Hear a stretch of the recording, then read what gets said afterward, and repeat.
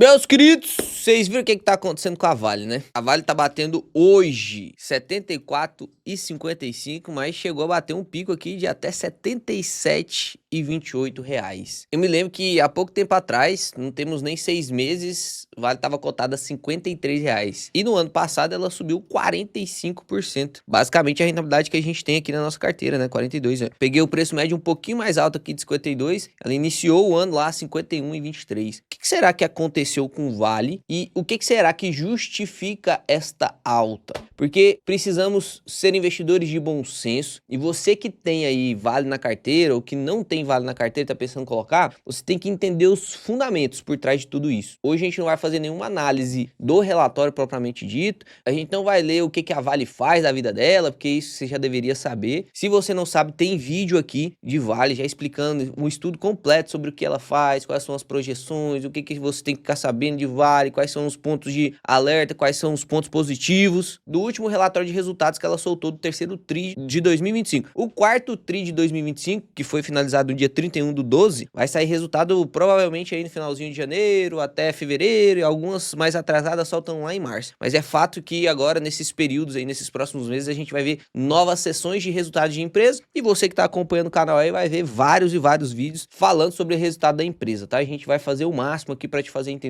tudo que você precisa entender, para você não ficar com medo desse mercado, para você não ficar com aquela sensação de que, eu perdi a oportunidade de entrar, então tem que entrar agora. Aí você começa a cair um monte de vieses. Toma cuidado com isso. O meu papel aqui é apenas te informar de maneira didática, e eu nunca vou fazer recomendação de investimento para você, pelo amor de Deus, tá? Cria jeito, cria tipo. Para de pedir recomendação de investimento pros outros e começa a estudar, seu sem vergonha. Tem que começar a estudar, senão você vai cair inevitavelmente em algumas armadilhas. Então, o nosso papel hoje é entender qual foi o motivo da alta, porque tem que ter motivo da alta, né? Por que subiu 45%? Você que é um investidor e que tem a Vale na carteira, ou que não tem a Vale na carteira, tem que pensar assim, o que fez a Vale subir? Porque quem não tem e tá querendo comprar, tem que entender o que aconteceu, para ver se faz sentido entrar. E quem tem a Vale e viu todo esse processo de alta aí, no caso aqui, 42% de valorização, a gente tem que entender para ver se faz sentido eu continuar na Vale. Eu só tenho que vender para ganhar meu lucro, né? Senão a Vale vai cair de novo e aí eu perdi meu lucro. Então a gente tem que entender qual foi o motivo da alta e se as prospecções futuras, as projeções futuras, e aí com base na subjetividade, é de mais alta ou não, beleza? Então a primeira coisa, eu já ensinei isso aqui exaustivamente pra você nesse canal. Essa mesa aqui, uma hora ela quebra, deu tanto bater nela. Já te ensinei exaustivamente. Empresa de commodity, não tem como você falar em Vale e não clicar aqui no Google e digitar minério de ferro. Não tem como você não fazer isso. Por quê? Porque a Vale, ela é uma grande exportadora de minério de ferro. Então você tem que saber o minério de ferro, meu amigo. Você tem que saber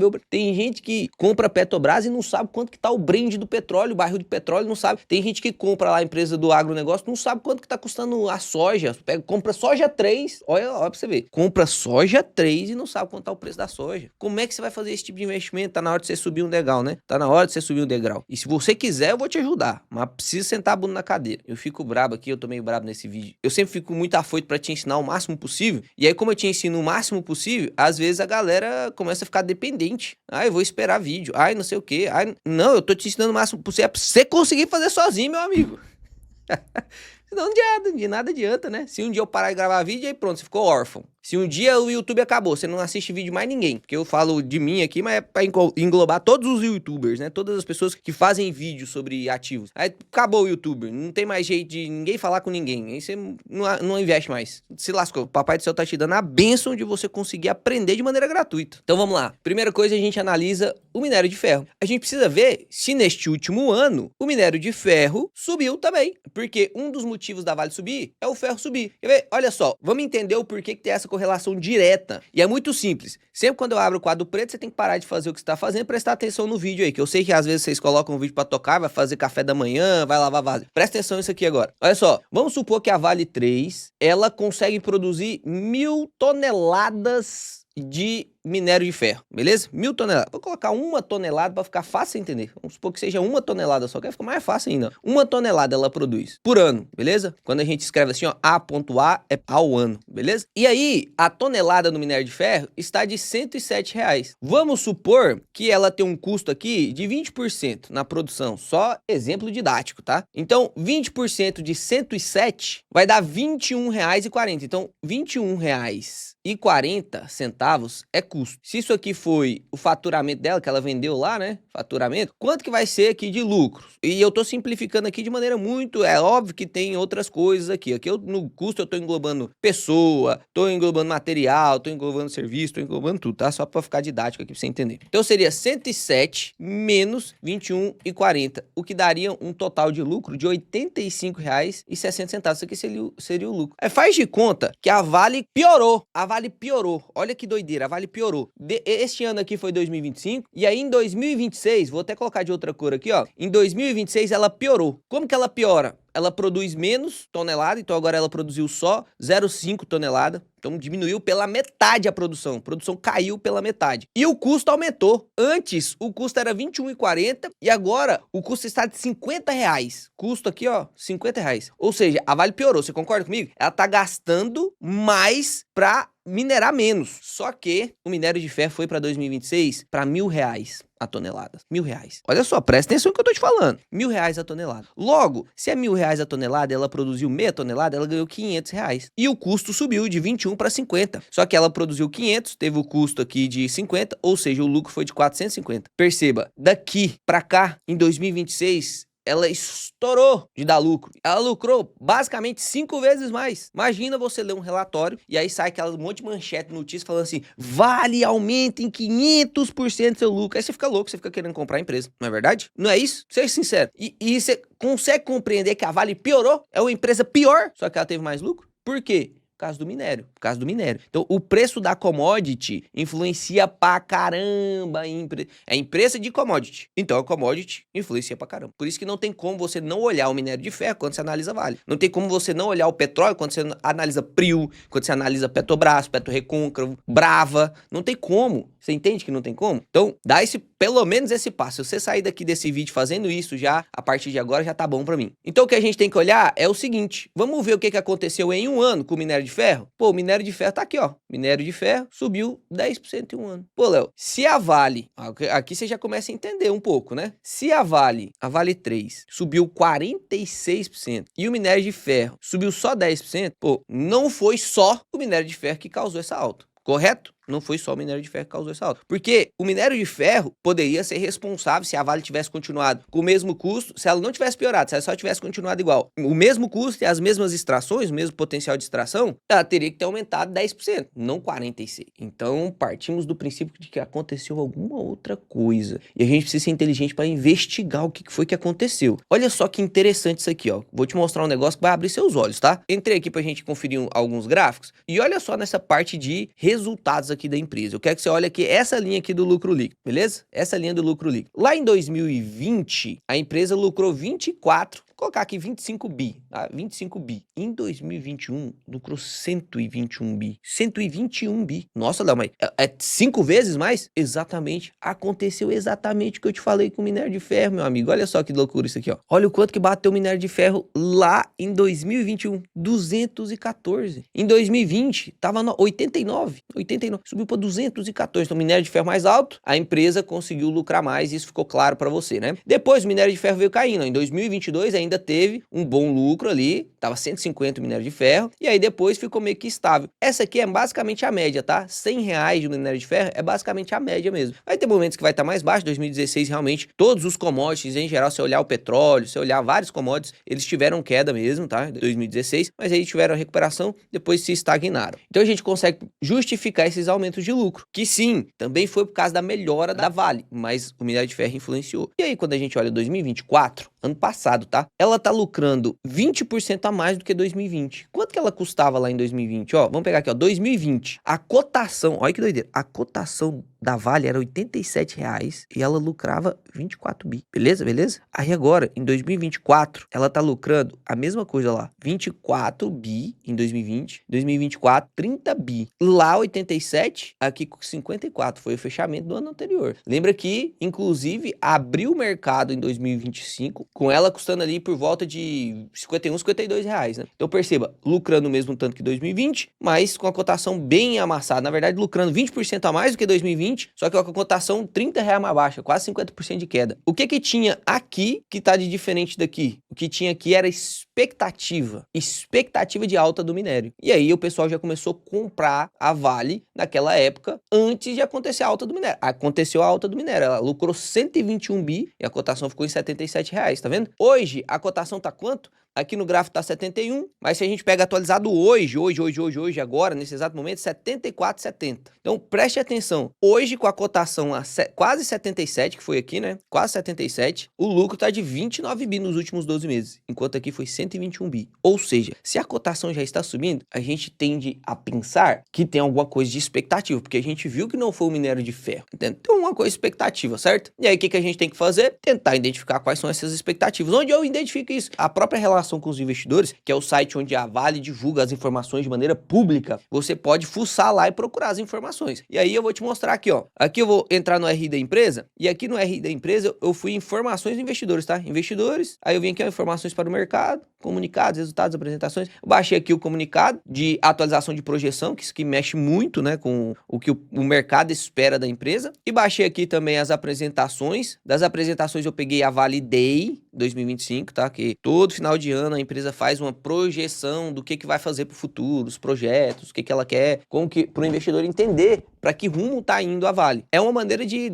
trazer transparência para os investidores. E aqui baixei também o terceiro resultado de 2025. Não temos o quarto ainda. Quando tiver o quarto, vou trazer aqui no canal. Aí, se você tiver inscrito, você vai receber a notificaçãozinha lá. E eu te prometo honrar todo o seu tempo. Cada segundo que você tá aqui, eu prometo honrar ele, viu? Pode deixar essa inscrição aí, eu tenho certeza que vou colaborar com o seu crescimento. Então, primeiro vamos para os comunicados. Aqui, ó, Vale informa sobre atualização de projeções. E aí, voltando aqui pro quadro preto bem rapidinho, quais são as 3 coisas? E aí, isso aqui você anota, tá? Que isso aqui é conteúdo pago, de verdade. Tem muito curso que você vai pagar 3 mil reais, mas não vai aprender isso aqui. Então, anota isso aí, pelo amor de Deus. Nota na mão, nem que seja na mão. 3 coisas que sobem o preço de empresas de commodity, beleza? Quais são essas coisas? Primeira coisa, o commodity, beleza? Isso aqui sobe o preço da empresa de commodity. Afinal, o produto que ela extrai tá valendo mais. E aí a gente já entendeu aqui que no caso da Vale é o ferro, certo? E a gente vai ver um detalhezinho aqui, tá? Vamos ver um detalhezinho disso aqui. O segundo é diminuição dos custos. Diminuição dos custos. Por quê, Léo? Uai, se o minério de ferro continua a 100 reais, mas antes eu tinha um custo de 20 e agora eu tenho um custo de 10, pô, antes sobrava 80 reais e agora tá sobrando 90.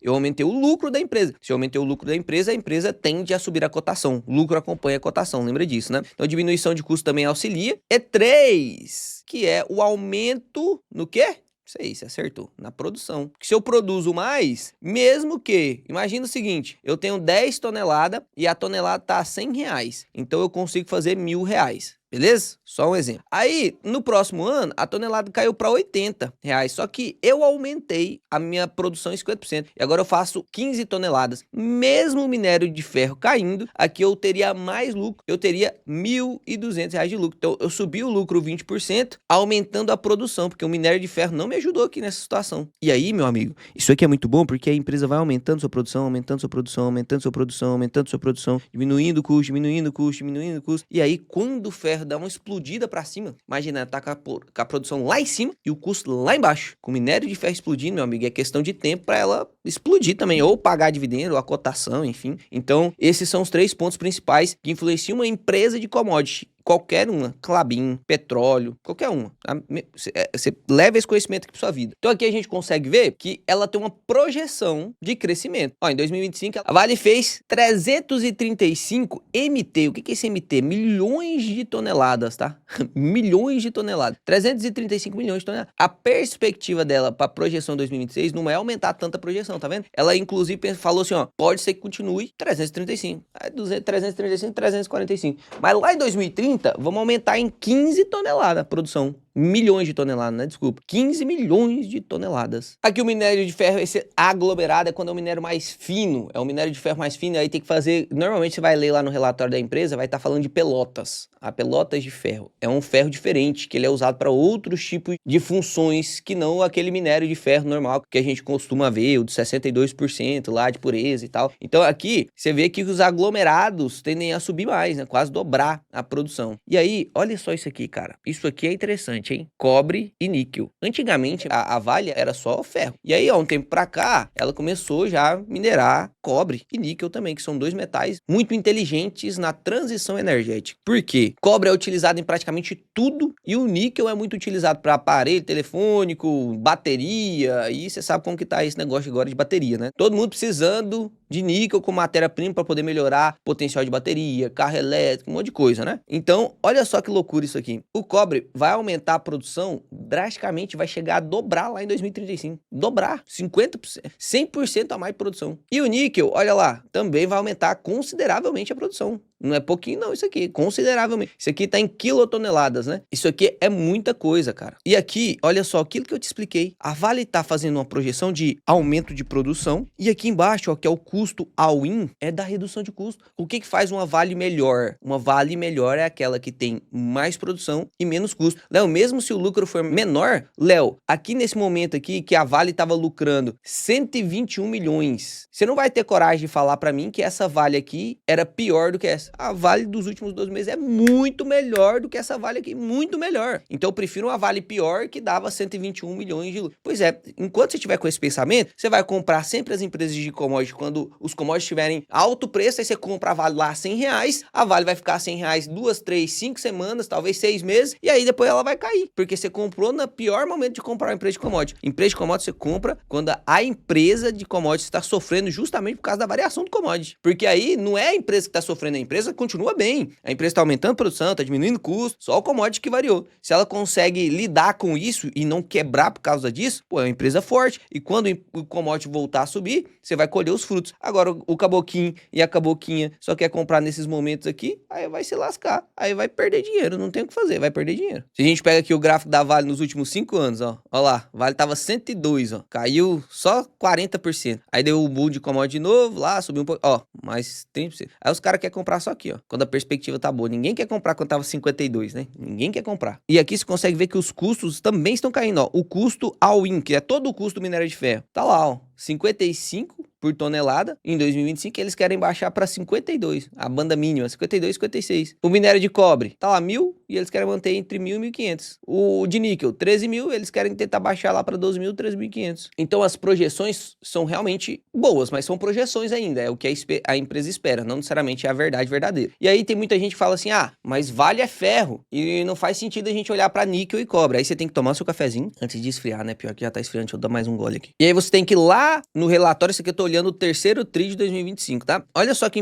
interessante isso aqui. Realmente, minério de ferro aqui, não tem nem como a gente discutir que o minério de ferro não é o minério mais importante da Vale. É isso, ó. Soluções de minério de ferro aqui, ó. Finos, pelotas e outros produtos. Aí tá lá, ó. 3,9 bi. 3,9, quase 4 bi minério de ferro. Só que, presta atenção, ó, os materiais para transição energética aqui, cobre e níquel. Principalmente cobre, que subiu pra caramba nesses últimos dias, né? Olha só, vamos ver aqui o minério de cobre. Se a gente pegar aqui desde 2020, perceba, no caso do ferro, ele subiu e caiu, né? Minério de cobre não, ó, ele subiu e continuou subindo. Subiu e continuou subindo. Então, apesar de ser um minério bem mais barato, ele é bem mais barato que o minério de ferro, mesmo assim, ele é extraído em toneladas e faz sentido. Eu vou até te mostrar aqui o porquê que isso faz sentido, tá? Mas continuando aqui, perceba que o minério de cobre e o minério de níquel aí, ele já corresponde a 687 do resultado, 687 milhões. Então, do EBITDA total de 4.369, perceba que o minério de ferro, ele faz esse percentual, 3.972 dividido por 4.369. Vamos ver quantos por cento? É só você dividir o que você quer saber qual é a porcentagem que representa, né? Então, ó, 3.972 dividido por 4.369.